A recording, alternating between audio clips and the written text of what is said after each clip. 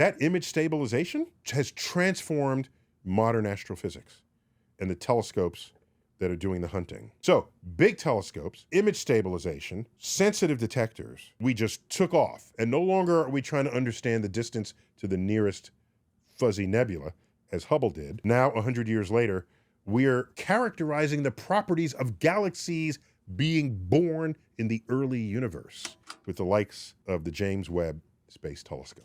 By the way, who was James Webb? He was head of NASA while we were going to the moon, in case you were wondering. I love celebrating how far we've come in my field and in civilization and science and technology. We're about an exponential growth curve ever since it all began. And interesting fact that when you're on an exponential growth curve, wherever you pause and look back, it feels like you're living in special times. Feels like it. So right now we have an SUV-sized rover on Mars that brought a helicopter with it. We're flying close to the sun. We flew past Pluto. We're on the heels of quantum computing. AI is ready to transform our world. We say, wow, we're living in special times. Well, what were people saying 30 years ago? Wow, the internet, the whole world is a library. And we have an email account. Wow, I can talk to anybody. People celebrating whatever the advances were. Comparing that to 10 years earlier when nobody then had it. It is the hallmark of an exponential growth curve where everybody on it, at any cut you take through it, thinks they live in special times.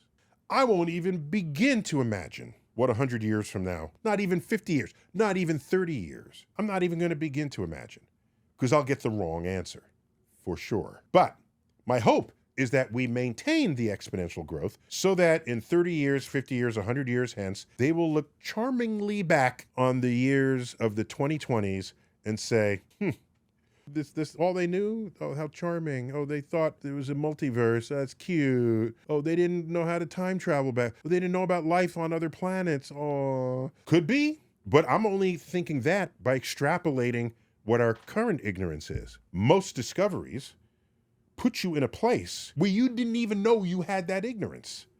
That's the fun part. And that's why I'm fond of thinking to myself when people ask, what questions today would you like most seen answered? And the answer I give is, that's the wrong question. For me, I want to know what questions I do not yet know to ask that will rise up from discoveries we have yet to make.